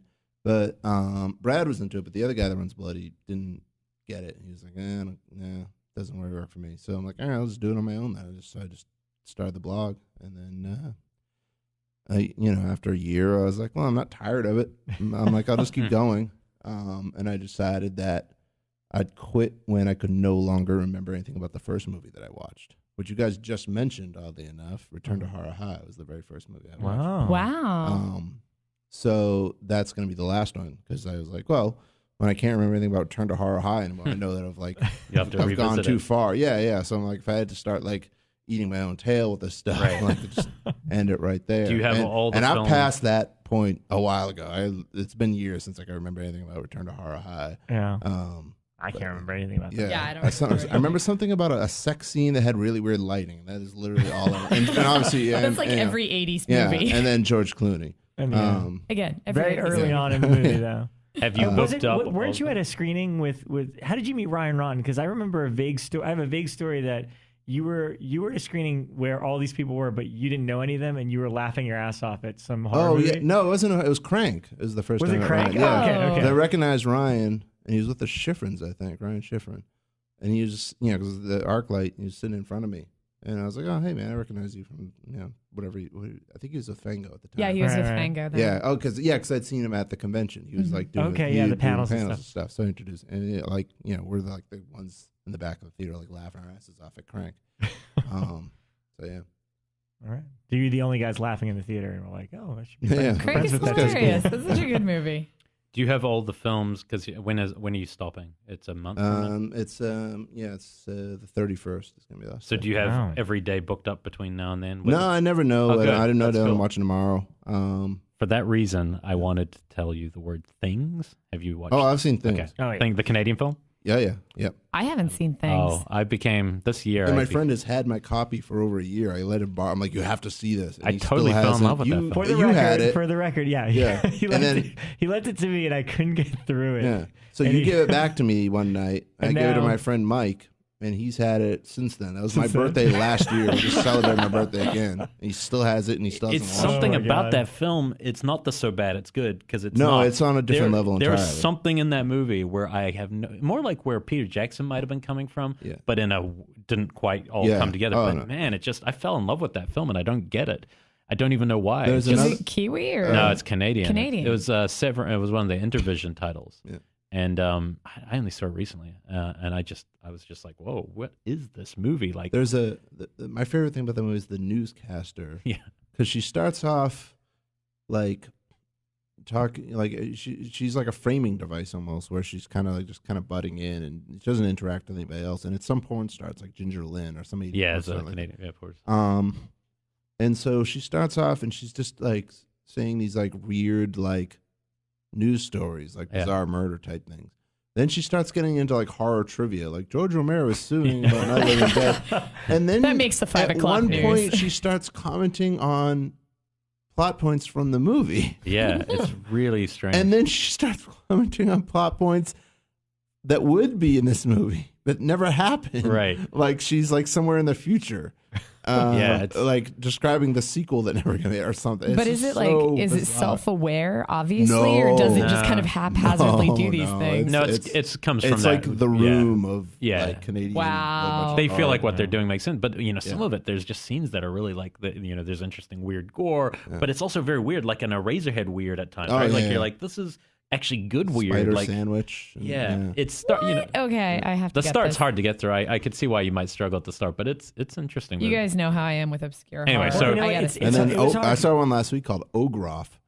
Ogroff the Mad Mutilator, which was a 1983 French slasher. That's similar to Things in that you're not quite sure if the filmmakers are human beings it might be from another planet trying to simulate what they think a horror movie is. It just has that strange detached feel where you're just watching it and you're like, I understand, like, I get that this is a chase scene, but no, like, there's just something, human. Yeah, there's just something off, like, really off. And, and I was watching my friend Phil, and he's, it was my movie for this, the horror movie of the day, and all the reviews have tags like for the genre, like slasher, monster, mad scientist. And like halfway through the movie, Phil's just like, "This is every one of your genres." Like, the movie just keeps throwing, like, I've mentioned this, like a zombie like uprising. There's a vampire. It's like, and it's just like, what is this? Ogroff the Mutilator. Ogroff, Mad Mutilator. Yeah. Now, what have been some of the bad ones? Like, I know that 2500, you have probably seen like the worst film ever. There's the one that I automatically think of is called Beneath the Mississippi, which is an independent. And I hate, like, I don't like to mock independent films because I know that, like, they don't have the resources and stuff. But, like, there are so many most of the great horror movies are independent horror movies. So yeah, it's like, you can't use that as an excuse. Like, you can use an excuse for why, like, your police station kind of looks a little bit like your mother's dentist reception area or something. You know what I mean? Like that there's that's fine. It's like when you're failing at everything, like even the simple things like mixing the sound from shot to shot, where like it's just like a hard cut.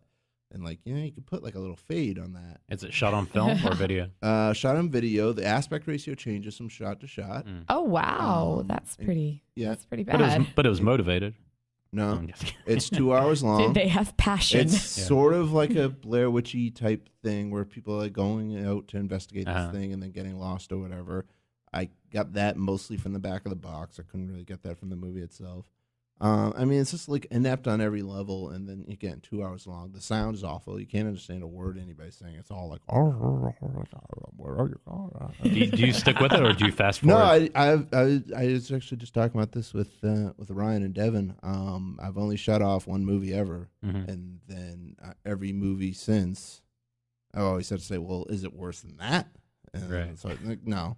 So, and what was that film? I honestly can't remember the name of it. It was one of those August Underground toe taggy days. The one time I tried watching it, I was like, no. You didn't make it through August Underground. I got 40 minutes in. I was like, absolutely not. I can't deal with this anymore. They're pretty horrible. Yeah. But it's weird because they have a weird following. The August Underground movies. Yeah. People go ape shit or they go ape over them. Yeah. What was the biggest surprise then? Like, what film? Not like the best. Yeah. But what was a movie where you're like, oh, I had no idea this was going to be a great movie, and I just discovered it. Yeah. It's been a while. I ran out of, because I mean, when I had started, obviously I'd seen like plenty of horror movies. Right. Seen Dawn of the Dead, but there were still some classics I hadn't seen. Like I saw Rosemary's Baby for the first time doing this, and I saw the Exorcist sequels for the first time doing this and stuff like that. So, but unfortunately I ran out of all that stuff a while ago, and I was just like, I just hope that like one of these movies this week was something that I really like and I probably never would have seen if not doing this. You went through pretty much all the franchise stuff, though. Yeah, right? I tried to do all the franchises. You did like all the Amityvilles, all the Howlings, and stuff like that. Yeah, the Howling, that was another one. Did you see that last one, the remake, the kind of weird new one? Not good. It didn't look good. Did you love Howling 3, the marsupials? I don't even really like the first Howling. No. Howling 3, the one in Australia, that one's so weird. I have it on VHS. It's pretty bad. But number 2. Werewolf is another genre that I've never got quite as much into as like most stuff. I like American Werewolf. And I like Dog Soldiers. Yeah. And maybe like 2 others. But like for the most part. You ever see Eric Red one? That one's bad. Yeah. Bad Moon. Yeah, Bad Moon. The dog stuff isn't great, but the actual werewolf stuff's really kind of savage and pretty interesting. Yeah. Company of Wolves was another one that disturbed me when I was a kid. Well, you know what? I'm curious, like how fines though, but I don't know. If I think them, I'll just shout them out. Yeah. Well, what's your like process in terms of? Well, 2-part question. One, in terms of picking movies per day, like does it change? Like, all right, well, this is what I got from Netflix, or this is what somebody recommended me today. Yeah. Like, how are you going to pick what you're going to watch tomorrow? Lately it's been Netflix. I'm kind of between rentals because I unfortunately, it's the same thing where I rented a bunch of movies that weren't horror, so I'm stuck with those discs because I haven't had time to watch the movies themselves. And I hate returning them without Do you have watching Beasts them. of the Southern Wild too? Yeah, It's gonna happen. it's all 3 copies of It's a horror film. and then run out of my own collections like that. That dried up a while ago, and there hasn't been too many. Could I do a blind lend? Like I'll just lend you something and you will watch it. Yeah, I think that for would the be cool. last Yeah, I wanna month do one we of should those. just Actually, I rotate. have I'll do Bride of the Reanimator. Bride of the Reanimator, yeah. I bought that from you. That's Yeah. awesome. That's the proud of last that. one. Number 2. Yeah, the second Oh, one. you hadn't seen that one? No, I haven't seen the I'll Reanimator. have to I wrench. saw that film, and this goes down in one of my scariest moments. I saw number 2, having never seen number 1, never having heard of number 1. I was about 8 years old, and the head, it opens with I don't want to ruin, this won't ruin anything. It just opens with a disembodied head saying, "You bastard, you did this." And I remember watching it going, like, I shrunk in that moment. Like, what is this movie? And that left an impression. You probably enjoyed it, having not seen the original. It was good. Yeah. It was still really good. I mean, number 1's a better film, but number 2's good. Brian Yuzna made a couple good. Society's a great, really strange, bizarre movie. It's I I have that put one too. I that- haven't watched that. Oh, I have it. That's one of the most fun movies. I own ever. it on VHS. So yeah, If definitely Billy come Warlock check wasn't that in that, it would be timeless. But because Billy Warlock it is not. It depends on what the schedule is like because I have a weird work schedule where some nights I have to work late and some nights I don't. And then What do you do? Yeah, how do you fit it in? I mean, I how do work you... at NBC and I do the end credits for all the primetime shows. Uh-huh. So it's a Up lot all of night? Yeah, did up They all shot at Jumpcut Cafe. We had They did? we had an episode, their Halloween episode. They came. night. Oh in. really? Uh-huh. Oh nice. Yeah, it was fun. They you didn't get a credit for it. I don't Special know. thanks. I'll let you go look. The sign was on. They Yeah, showed our all sign. right. Yeah. She falls down. It's the one she falls and she doesn't feel I that. never watch it. I just watch Everyone just listening to the show watches is the a big credits. fan. Yeah. But I did notice that the guy from Whitney hangs out in Jumpcut a lot. Shh, don't ruin it for Chris. Oh, sorry, I didn't know his name. Back to that. Don't ruin it for the other customers that might have to talk about Whitney. It's not like Andrew Dice Clay came in today or anything. So if I'm stuck at work, I'm kind of stuck with Netflix Instant usually, unless I happen to remember to bring a disc. So you can watch movies while you do Yeah, end because there's credits? a lot of downtime because we have to wait around for like the shows to send us stuff, and we have to check something and then pass it along to the next guy, and then we're just waiting. So I mean, I don't get to sit and watch the whole 90-minute movie in one sitting, but I watch a half hour. Has And it then- changed how you watch them then? Because if you're watching movies, because you have to. I mean, you put that on yourself. Yeah, that's the thing. It's like for a while it was fine, but then once 2,500 reviews or whatever, probably like around like the 2000 point, I start kind of running out of things to say. 'Cause like horror, we love it, but there are a lot of copying, there's Repetition, a lot of yeah. So it's just like, all right, what can I say about this movie that had like an Amityville sequel? Besides, like, it's better than, Amityville 8's better than 6 because of this, but not as good as 7 because of that. You know what I mean? That sort of shit. What else can I say I haven't said before? Because I hate repeating myself. So, so that was around that point is when I started thinking maybe I should kind of wrap this up. But yeah, I mean, you don't want to like be watching them and then critiquing them out of obligation. You know right. what I mean? Yeah. And so, I mean, I've done it long enough where it's not so much like, it's not hard to find the time. It's just part of my day now. Same as like taking a shower or eating or whatever. It's just like something I do. Like, it's going to be so weird when I stop. Right. You know what I mean? It's going to be like when you get off a boat, and you have Right. that weird seasickness. It's going to be like that. But like, What are you they're going to do watching with a your horror extra movie. 2 hours? I don't know. Oh my god! Watch other movies. I love you posted on Twitter like you're like dilemma the day after I quit. Yeah, the day He's like, I I've been quit. invited to a horror screening. It was one that I've been dying to see too, and I'm like, I'm not going. No. I think I could see you doing like RCAD, romantic comedy a day. Yeah. I think I it'll think change your that's disposition completely. Musical a day. There was when I found out you were the guest, there's only one question that came to mind. I was like totally chomping at the bit to ask this, and I hope there's a good story here, which is what is the closest you came to not being able to fit a movie into that day? Like, do you have like one of those action stories? Yeah. Well, I mean, right when I first started, like, because I only missed one day once, and it was a week after I started. 9 days in, I missed it.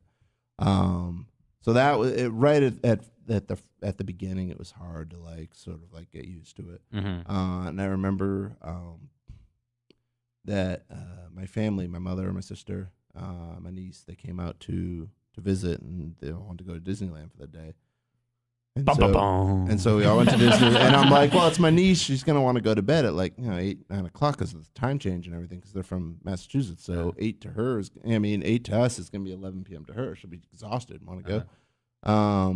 That didn't really work out. And so she, we had to 9 something, and then we hadn't gone Space Mountain all day. And Space Mountain's the only ride there that I wanted to go on because most of it's are kids. So we go on Space Mountain, and we're stuck in line for a while, blah, blah, blah. Get out of the park at 10:45. And I'm like, all right, it is literally an hour back to, and I hadn't watched the movie yet because I just had to start that day. So I was just racing. We got into the house at 11:56, I think, and I just ran over the TV. And luckily, I had some cable stuff recorded, and I watched Nightmares, which we were talking about TV anthologies. Yeah, that's a good one with Emilio Estevez. And, with the hands on the box? Yeah. Is that the one where he becomes the video game? Yeah. And, I heard some kid in Topeka made it to the 10th level or something like that. So yeah, that was a close call. But usually now, I'm not optimistic enough for stuff like that. Right. So but unfortunately that causes the other problem where I have to get up early to watch a movie. Right. And I remember another time my mom and my grandmother came out. They went to Vegas for a trip, a 3-day trip, and decided to drive out for one day and hang out, go see a show or something. And I'm like, well, I know I won't get back in time, so I'm like, I got to get up early and watch a horror movie first. And it's just you look back and stuff like that. It's that's not how you watch a movie. Yeah. Do you bank them ever? Nah, no banking. Wow. 12:01 a.m. to 11:59 p.m. I got to start a movie. In terms of watching them, but you may bank writing them. Oh, yeah. I don't always get to write every day. So right, sometimes, especially when I go on vacation or Comic-Con or something. Right, but you physically watch one every day, and then a couple of days later, you're like, all right, this is what I watched that day. And Okay, that makes a little bit more sense. Which is funny because you were mentioning you were on a plane, so you had to watch one on the plane. Yeah. And actually, I met up with Kara Warner, who does a bunch of stuff for MTV recently, and she's like, we were talking about you, and she mentioned she was with you, I think, at Comic-Con for your horror movie a day. Yeah. It's I got to be there to see him watch one. It's a really magical moment. I'll tell you a funny. Actually, I'll tell you another funny story. Comic-Con, before I had a portable DVD, I think this might have been why I got the portable DVD player. I got to Comic-Con one year, and I bring a DVD player, a regular set top, and I hook it up to the TV in the room, and the video input doesn't work. Oh, no. So I'm like, all right. So I went back out to the lobby. And it's Comic-Con. There's no rooms anywhere. And I'm like, so is there any way I can get a different room? Somebody hasn't checked in yet? I'm like, this is going to be a problem that absolutely nobody else will have. She's what? And I'm like, well, the video input of my TV's broke. She's like, the TV's broke? I'm like, no, TV works fine. I can watch all the channels, but I need that video input so I can watch horror movies every day. She's like, yeah, okay. Problem. They have to put up with so much shit. I know. It's just I hope that's the worst thing that happens to you today as far as weird requests. It won't be. But yeah, luckily, it's Comic-Con. Everybody's kind of arriving on that one day, and so they're still. It's just a booked. funny idea to imagine you feeling tension to have to watch a horror movie. Oh my God, my time's running out today. The video input. On a normal day, it's fine. I get home, if I get out of work at 6 o'clock, I just go and watch one. That's fine. Weekends, obviously, pretty easy. But, it's just times like that, like Comic-Con, where it's kind of annoying, or when I go home for a vacation, back east.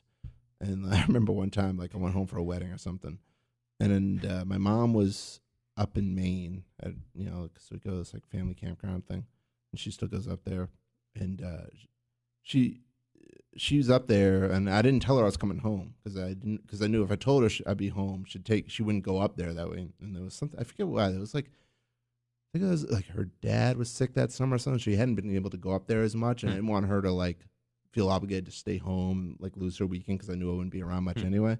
So I went up and surprised her up there, but it was part of the it was I was doing something in the morning, and then that, and then something at night, and I had that period of time. I'm like, hi Mom, I'm here. She's like, oh my God. I'm like, we gotta watch a horror movie. Because this is also the only time of the day I'm relaxing. Did family get it, and your wife and people like that, close to get it, or are they kinda... Teresa watches a lot with them. Well, not so much. She switched jobs last year, and her new job keeps her really, really busy. But before then, she anything I watch it on, she doesn't like and like leave the room. You know, Right. she'll just sit there and watch it. Wow. But she's not a horror fan. No, I mean se. she likes them. That's So I some say shit. before, She'll she watch gets them really and stuff. scared by them, like even like stupid, Amityville sequels or whatever. Like she'll get into enough to be scared by it. Like she really, she's a therapist, so she's really into like people's emotions and stuff. So that like, Wow. she tunes into that. There's very few that I think she's like, that was awesome, I want to watch it again. Like I'll watch it without you. She likes like Cabin in the Woods, I know, a lot and stuff like that. But for the most part, she'll watch them, but she doesn't really like get into them like we. Did you think about, I guess the thing that I thought about when you said you're stopping, we're playing the game now, was, sorry. We're throwing beer caps at each other, by the way. Did you think about passing the torch and somebody else wanted to keep it going? The only one I'd seriously think would be my friend Phil. Phil Blankenship, who works at Amoeba and does screenings with the Cine Family. He watches like 5 movies a day. Well, yeah, for but he Christ's said sake. he's doing it this year where he's, because you'd think he'd watch one every day, but there were days where he didn't. But this year he's like doing like me, where he has to watch one every day. A horror movie or just a movie? Not any Just a movie. movie, Yeah. yeah. And he has the biggest, awesomest collection in the world. And if there was anybody I would, it would be him. But at the same time, I was like, well, the thing is like, if I'm saying this guy's going to take over for me and then he doesn't work out, like I'd feel bad. You know what I mean? Yeah. So I was just like, because I mean, the site's still going to be there. I'll still update it when I feel like it. Horror movie for a new week. stuff. Yeah, like Keep I it just don't want to get. I want to drop the obligation part of it. Right. And I don't want to like load up Netflix Instant and start watching this like bad. This movie turns out to be Because bad. you have to. You have And to give it. it's like some college kids that were trying really hard and they're just failing miserably. Like Deathbed? know? Do you see Deathbed? I haven't seen Deathbed yet. Yeah. Yeah. The bed that eats people. Oh, nice. Is that a Stuart More Gordon than a thing? clever name. No, it's a really, really bad. Like, okay. shot on shitty. So it's just like I want to be like a normal person. If I'm watching a movie that I'm not enjoying, I want to shut it off and do something else with my No, I think day. that's healthy. Because I And remember, then, when I see stuff that I really like, and then it's like, 2,500 reviews, that's a lot of noise. Yeah. I mean, I'm watching stuff no one's ever heard of, and it's bad. And I'm telling you why you shouldn't watch this movie. We're never going to watch anyway. Right. So it's just like if I'm being less, taking away the quantity and replacing with quality. So now it's like, well, here, guys, this is the only movie all month I've felt like reviewing, so it's good. Like, Right, that makes sense. Yeah. It's sometimes like doing anything too much. It's not just Yeah. horror. It's like McDonald's. Yeah. It's like, or fast food in general. Like you can have some occasionally it feels good, but if you were eating that every day, you're gonna get sick. Well, it's perfect take because we're getting really close to the end, and Onion just put out this article today. It was find something you love and then do it every day until it makes you miserable. So and it's just like you get home from work and you're tired, but nope, you've chosen because you really want to learn the guitar. So you're miserable and tired, and you're gonna play that guitar for 3 hours every day. And I'm like, yep, this is exactly it. Like you don't want that feeling. Yeah. Like I mean, I'll still be watching, I'll still be writing, and just it'll still be there. Not every day. Not every I got to say, Probably there's, now and then. there's 2 things I so appreciate about you and Horror Movie Day. And the first is, one, no matter how obscure or weird the movie is, I can at least know that either you or Scott Weinberg reviewed it. Yeah. Without fail. I'm proud when I find something that even Weinberg hasn't even seen. Yeah. I'm like, whoa. Yeah, like if I do a Google search for something, one of the 2 of you have reviewed it, and it's usually you. So that's number 1. Number 2 is, I write a lot too, but I'm not on a schedule of writing every single day, although I should be. But sometimes, you get to the point where you want to write an article or review or something, and sometimes I sit the blank screen and I feel so lazy about it. Oh, yeah. And then I get guilty because I was like, you know what? Brian Collins watches and writes about a goddamn movie every single day. I have no excuse. We have actually talked about this. that because I have a blog on Fango. Actually, I don't because we just revamped the site and I think it disappeared. But, But when you did have a blog. I was so bad. I mean, we were supposed to update weekly and I'd be like, God, I just can't do this week. I'll get it next week. And the next week would roll around and I'd be like, I'll get it the week after that. But the second I think that, I feel guilty because I think of your site and the fact that you do it every day. I'm like, I can't get 500 words out once a week. What the hell's wrong with me? I'm a journalist, for God's sake. And I think that's, part of why people are like, oh, if you're on vacation, just take that week off or whatever. But I know that if I start finding excuses, oh, I didn't have time today. Like, it would get so easy to do that more often. And that's amazing. That's why I was like, well, if I ever quit, it's going to be quitting. It's not going to be like, hey, guys, I'm going to take a month off. That cool? Because I know I'd never get back into that rhythm again. Because there's so many days that, like, even if I watch, like 3 days ago, I watched Tower of Screaming Virgins, and then I immediately sat down and was like, okay, I got to write a flashback piece on this. Yeah. Oh, I'll do it later. And I did it like this morning. But I mean, it's just like I for some reason, I lose the motivation in there. So the fact that you could keep that going for so long is wonderful. Yeah. Do you know what the last movie will be? Or have you got the last couple planned or no? Yeah, well... I mean, besides the first film, you're going to... Yeah, Return to Horror High is going to be the last one. Of new things, have you gone, I want to see... Well, I have...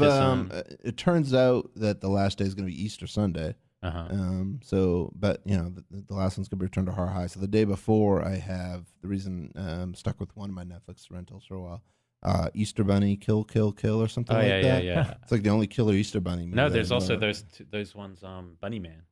They aren't really history or worth your time. Oh, no, but I didn't say they're good. I'm just saying there's more. Well, I mean, it's one of Night of Olympus. But and still then, like us on Facebook, please. I have, Bride of Reanimator. I'm hoping I get the copy of Stitches because that's the one that's showing on the first. I really want to see.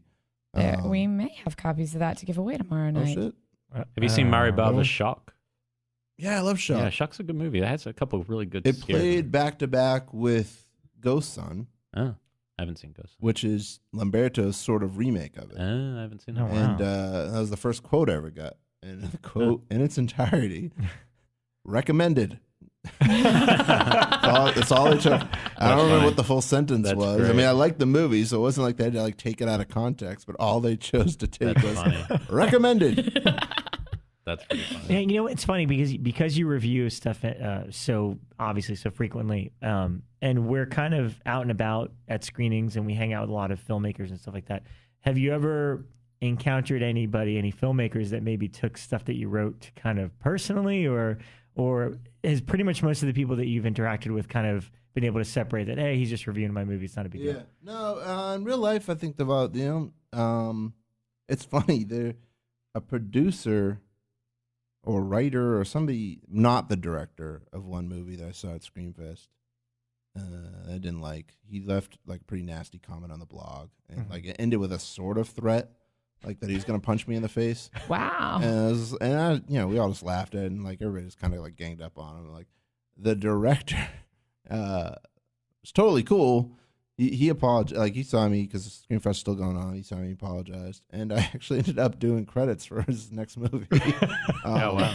So he obviously does not hold a grudge. No, it's funny. The only other time that I've really encountered one that I was really like mean to, as far as like writing a really like nasty review, it was terrible movie.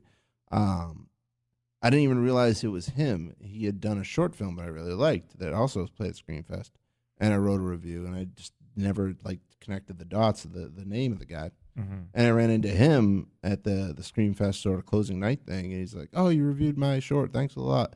I'm like, "Oh yeah, no, it was great, Bubba." And he's like, "Yeah." He's like, "I was shocked because you hated my other movie so much." And I'm like, "What movie?" And he said, "Tell the name." I'm like, "Oh God." I'm like, "You're one of the ones that I would have been afraid of." I'm like, "Hey man." He's like, "Yeah, that's fine." He's like, "I think my producer wanted to kill you, but I'm okay." I'm like, "All right." That'd make for an interesting discussion for a future show, how us giving negative reviews when we actually know the people or encounter the people, or they hunt us down online. At least we get that a lot with Fango. They'll hunt us down. Well, and also once you're in social groups with filmmakers, it becomes kind of weird, I mean, there's some filmmakers who make a lot of movies who you're like, they're kind of average, but the person's actually really cool, and you're like, well, I don't know. Well, I think as long as you're never making it like personal, like this person should never work again. Right. Right. They don't know what they're doing. You know what I mean? Like you just like literally reviewing the movie itself. I think most of the ones I've met seem to like understand that. You know, you win some, you lose some. But you're always gonna kind of come across those awkward like, sorry, I hated your last movie. How you doing? Let's get a drink. I think before we move into our news, because I see that we're going to get the I wanted to start with this question to you, which is specifically tailored towards you, which is, should Wes remake Shocker? Because that is without in the news. Me, no, not at all. No. Yeah, he's it's funny because when I interviewed him for when the Last House on the Left remake came out, so that was 4 or 5 years ago now. Yeah. Mm-hmm. And he had the exact same quote almost that was going around this week or last week, or whatever it was that he was really unhappy with the way the effects turned out. I mean, the effects on Last House on the Left? The effects on Shocker. Oh, okay. And that's his like primary seemingly remake. Right, and they're not great, but they're no worse than some other movies from the era. Like it's not. I wouldn't think of that as a reason to remake a movie. No. It is a pretty high concept idea that could be remade pretty easily. Well, the thing with Shocker is like, somebody will say, "Oh, the movie about the guy on the TV," but like that's the third act, right? And that's a movie that it's got a really wonky pace and structure, and then it just keeps changing gears. I mean, it's like there's so much setup to that to get to the point where he's in the TV. Like he's still a regular serial killer at the beginning, and it still has a lot of Freddy overtones. I mean, they're taking a lot of the good things from Freddy and making them kind of well. That's cheap. he made it as like a sort of attempt to because he got kind of forced out of the Freddy series, so he wanted to kind of do his own. But yeah, no, I mean, Shocker's just one of those like childhood. Like I know it's a bad movie. It's fine. Yeah, the soundtrack is amazing. And I will not take any criticism of the soundtrack. But yeah, I mean, they're gonna remake everything anyway. I mean, they've remade all my favorite movies. I can't get. Would mad he anymore. remake it? Is that what he? Yeah, said? I think. Well, I mean, they could probably do the same as he did with Last House and Hills Have Eyes, where he produces and he hopefully finds some new guy that actually really wants to remake Shocker for whatever reason. And but yeah, they should bring me in Tim Sullivan as the executive music consultant. We actually made a mock-up poster of Joe Lynch's Shocker. and it was Mike C did this, and we photoshopped Henry Rollins as Horace Pinker. Yeah, of course. And the tagline was one in the stinker, two in the pinker. Yeah, we have a mock-up poster of that. That was pretty good. But actually, I enjoyed he hosted a Shocker screening, midnight screening at the New Beverly a few years back. And it was funny because Wes Craven showed up and we were like, it's midnight, so it's late and people get tired during the duration of the movie. But we were like all pumped. Mm-hmm. And then the movie's really long. Yeah. Like an hour 47 or something like that. And I could physically feel the audience just turning on Wes. Like, because we're all staring at the back of his head in the front of the New Beverly. Like, what's the thing? The first act is like. We were like so pumped that he was there. Yeah. Like, Wes Craven's here for Shocker. The first act is interminable, especially at midnight. You just want him to at least get to the chair, if not the TV. Yeah. It's just like halfway through, we were all just looking at the back of his head, like, what did you do to us, man? But the funny thing with that, in retrospect, is that he brought like half the cast of My Soul to Take with him. Oh, really? Before it had come out, because this is like when the movie hadn't come out yet. That's another angry movie. And so he was like, so he just like, I have some of the actors from my newest film. I'm like, that'd be great, bring them. He had no idea of like, and then like it dawned on me like 2 years later. I'm like, I met the people that made My Soul to Take. And you didn't punch them? Oh, I love that movie. No, My Soul to Take's amazing. That was the worst use of 3D ever in like the history of 3D. But all of that just adds to this very special, magical thing that is My Soul to Take. My Soul to Take is a fascinating. Which feels like a Shocker sequel / remake or something. It feels like everything at once. I just remember walking out of the theater. We saw a midnight screening, and Brad Miska was there, and Simon Barrett, and a couple other people, and we were just all standing around this little circle outside the ArcLight, debating of what the hell we just saw. Like everybody had their own theories. They were all fascinating. I don't know if any of them were true, but like, it's just such a weird movie. Like when I've never watched it again. I'm almost afraid to. Yeah, I've only seen it the first time. Up to my memory, but I just remember the blind kid. He comes into the house at the end. He gets stabbed instantly or something, and he uses his dying breath, which is like a 2-minute monologue of how he got in the house. It's like a Tyler Perry movie. It doesn't matter, but he's just like, you were up in the bathroom and he went downstairs to get a drink of water, so I came in through. I'm like, you're dying. I just remember a lot of times the studios will pay Fangoria to host screening around the country. And at the time, I was in D.C. working on my PhD, and they had paid for us to host a screening of My Soul to Take in D.C. Mm-hmm. And it was one of those things where I was hosting it, and then afterwards I was supposed to talk to the audience about it. And I'd never seen it before, and so I'm like doing my intro, and I'm so excited. It's going to be an awesome movie, guys. And I remember at the end, I was like, And thanks for your time. I don't really have much to say here. Wow. Remember when it's called 25-8? Yeah, that was the original title. more interesting.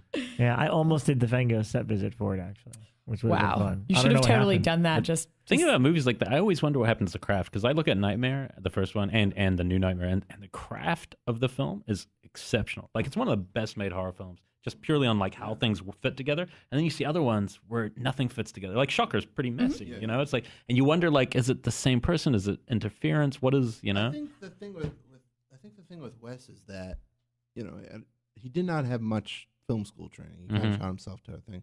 But he's a really, really smart guy, and he has really philosophical ideas, and I don't think he's ever consistently found a way to get those ideas into the form of Because, like, film. if you listen to him explain any of his movies, like what he's going for, it's like, wow, that's awesome. Yeah, but then you watch it and like, well, that's not really coming across as well. And I wonder if, like, the ones that really do work well, it's just, like, because he had a great DP. Or they came purely from... You know, and like Last House just comes from... it's just this feeling he had, and he put it out there. And then something like My Soul to Take, where he's trying... I mean, the concept is pretty fascinating and interesting, but it's based on, like, you know, Jungian, like, psychological like concepts. Right. And then he's trying to apply that to a teen slasher. Which not, you know, I mean, if you can go along with that ride, then, you know, like somebody like me, you know, I find it really interesting, especially when I'm watching, you know, I always say, people are like, oh, the movie's terrible. I'm like, trust me, it wasn't even the worst movie I saw that week. Yeah. Like, you know what I mean? Like, I can say that most of the time because we watch so much for Fango. We screen so much stuff that no matter how bad the movie is, I've watched something worse lately. Yeah. So. Yeah.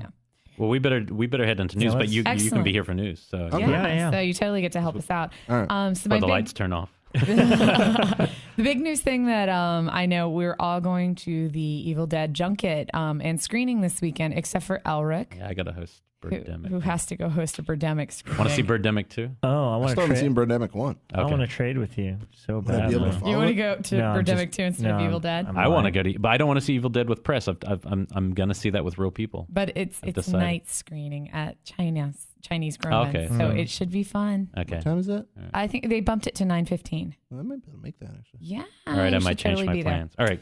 So that's like my big thing, because we'll be all raving or hating on it next week. Oh, I'm assuming raving. Raving.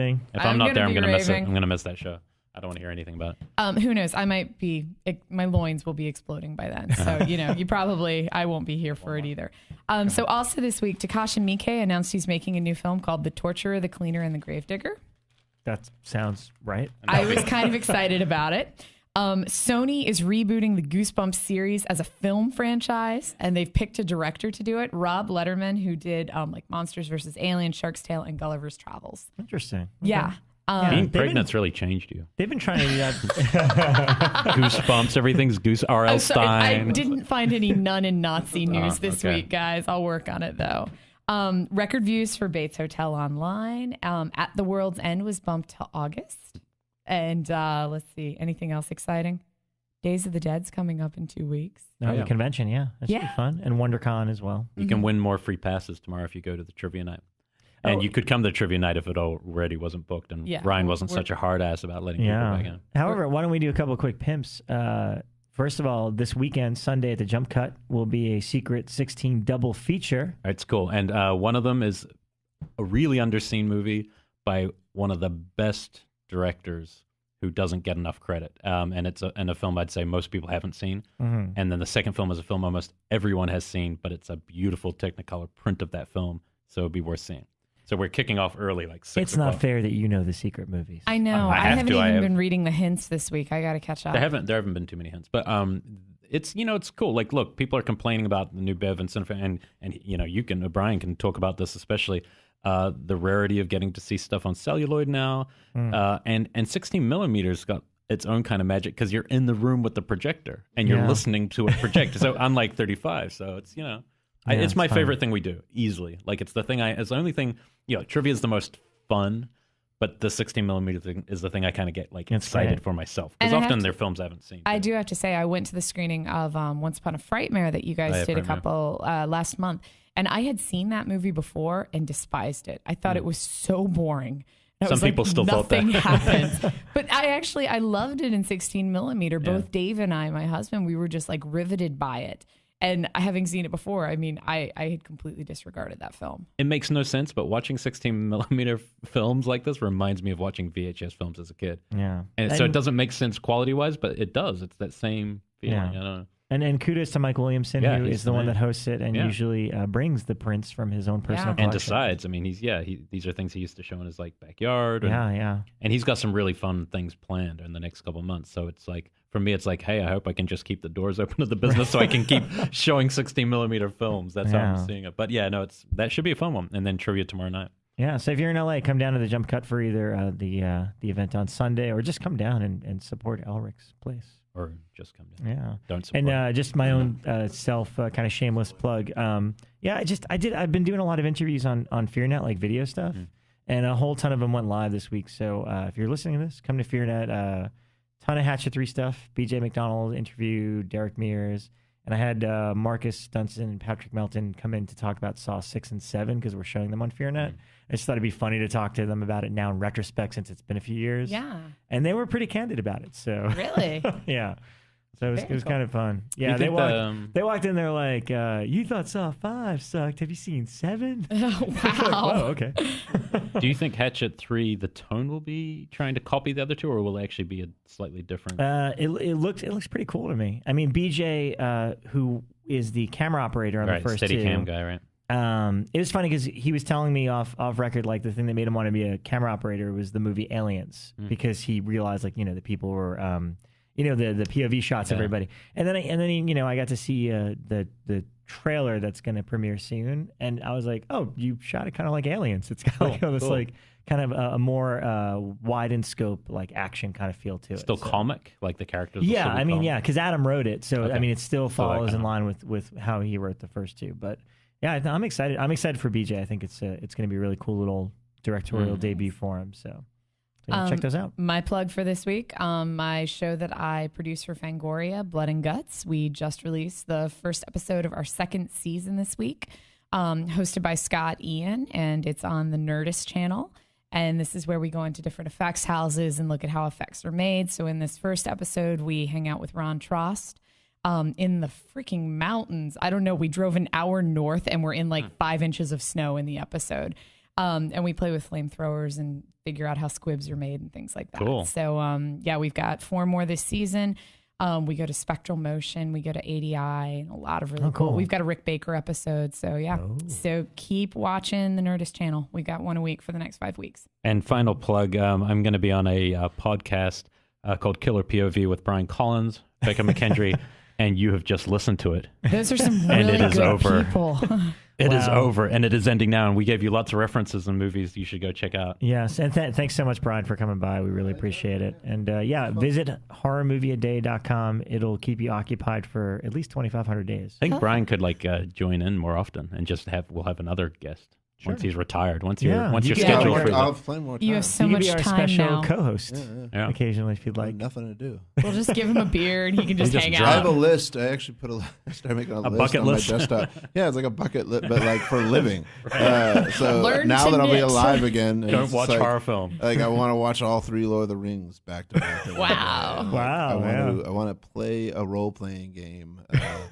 In a timely manner that I can actually understand what's going on by the end of it. I explained this in a panel once. I had to explain to, and it was like, it must be really cool to have a job where you get to watch horror films all the time. And I have to say it is, and I'm sure like Rob